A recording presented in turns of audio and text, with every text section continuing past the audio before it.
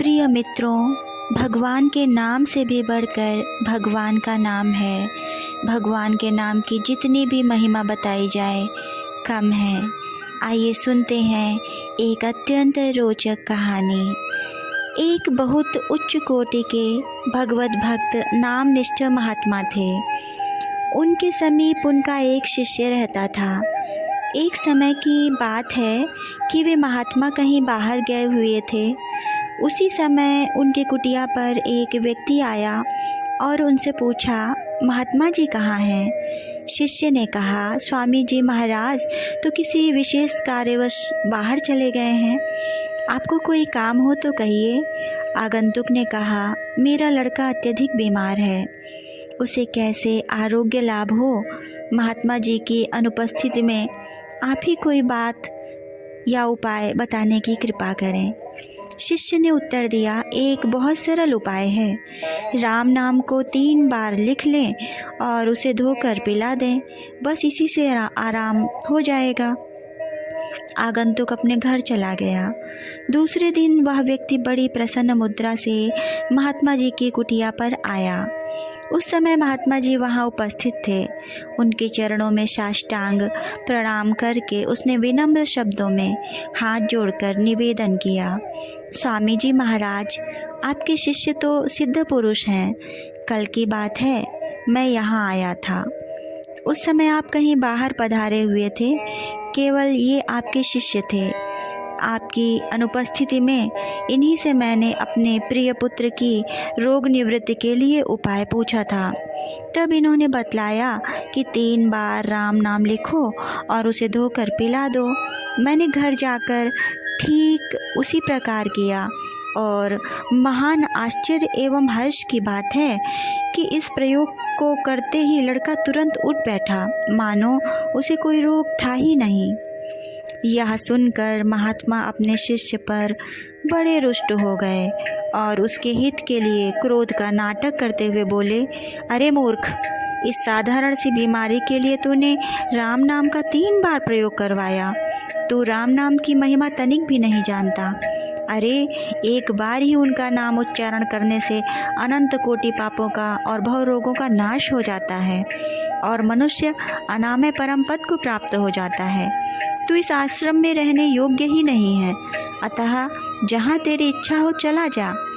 इस पर शिष्य की आंखों में आंसू आ गए और उसने अपने गुरुदेव से बहुत अनुनय विनय की। संत तो नवनीत हृदय होते ही हैं, ऊपर से भी पिघल गए और उसके अपराध को क्षमा कर दिया। इसके पश्चात महात्मा जी ने चम चम करता हुआ एक सुंदर चमकीला पत्थर कहीं से निकाला और उसे शिष्य के हाथ में देकर कहा, तू शहर में जाकर इसकी कीमत करा ला, लेकिन सावधान, इसे किसी कीमत पर बेचना नहीं, केवल कीमत भर अखवानी है। कौन क्या कीमत आंकता, इसे लिख कर लौट आना। शिष्य उसे लेकर बाजार चल दिया। सबसे पहले एक साग बेचने वाली मालिन मिली। उसने पत्थर निकालकर उसे दिखलाया और पूछा, तू इसकी अधिक से अधिक क्या कीमत दे सकती है? साग बेचने वाली ने पत्थर की चमक और सुंदरता देखकर सोचा, यह बड़ा अच्छा पत्थर है, बच्चों के खेलने के लिए बड़ी सुंदर वस्तु है। वह बोली, इसकी कीमत में 1.5 सेर मूली या आलू या फिर साग, तुम्हें जो भी पसंद हो ले सकते हो, बेचना नहीं है। कहकर शिष्य आगे बढ़ा तो एक बनिए से भेंट हुई। उसने पूछा, सेठ जी, इस पत्थर का मूल्य आप क्या दे सकते हैं? बनिए ने विचार किया, पत्थर तो बड़ा ही सुंदर तथा चमकीला है और खूब वजनदार भी है, अतः सोना चांदी तौलने में इसका अच्छा उपयोग हो सकता है। उसने कहा, 1 रुपया दे सकता हूँ। उससे इनकार करके शिष्य आगे चला तो एक सुनार की दुकान पर पहुंचा। सुनार ने देखकर विचार किया कि यह तो अपने बड़े काम की चीज़ है, इसे तोड़कर बहुत से पुखराज बनाए जा सकते हैं। अतः उसने कहा, अधिक से अधिक 1000 रुपये तक मैं दे सकता हूँ, बेचना नहीं है। कहकर शिष्य बड़े उत्साह से अग्रसर हुआ और एक जौहरी की दुकान पर पहुंचा। पहले गुरुदेव के पास से चला था तब तो उसे किसी जौहरी के पास जाने का साहस ही नहीं होता था, पर ज्यों ज्यों उस पत्थर के मूल्य में वृद्धि होती गई त्यों ही त्यों उसका साहस भी बढ़ता गया। अब उसकी दृष्टि भी बदल गई। उसकी जो यह मान्यता थी कि यह एक साधारण चमकीला पत्थर है, वह नष्ट हो गई। जौहरी को दिखलाकर उसकी कीमत पूछी। जौहरी ने विचार किया तो उसने हीरा समझा और वह उसके मूल्य में 1 लाख रुपए देने को तैयार हो गया, परंतु बेचना तो था ही नहीं। अतः शिष्य उसे भी वही उत्तर देकर उच्च कोटि के जौहरियों के पास पहुंचा। सब ने मिलकर उसकी जांच की और 5 करोड़ रुपए उसकी कीमत आकी। तत्पश्चात वह शिष्य राजा के पास गया। राजा साहब ने शिष्य को बड़े आदर से बिठलाया और मुख्य सभी बड़े जौहरियों को बुलाकर उस रत्न का मूल्य आंकने के लिए कहा। सब ने विचार विमर्श के पश्चात आश्चर्य प्रकट करते हुए कहा, महाराज, हमने तो ऐसा रत्न कभी देखा ही नहीं, इसलिए इसकी कीमत आंकना हम लोगों की बुद्धि से परे की बात है। हमें तो ऐसा प्रतीत होता है कि यदि आप अपना संपूर्ण राज्य भी दे दें तो वह भी इसके मूल्य में पर्याप्त नहीं होगा। महाराज ने शिष्य से पूछा, ऐसा अनुपम रत्न तुम्हें कैसे मिला? शिष्य ने उत्तर देते हुए कहा, इसे मेरे गुरुदेव ने मुझे देकर केवल मूल्य आंकवाने के लिए ही भेजा है, पर बेचने की आज्ञा नहीं है। राजा साहब ने बड़े विनम्र शब्दों में कहा, इसका मूल्य मेरे राज्य से भी अधिक है।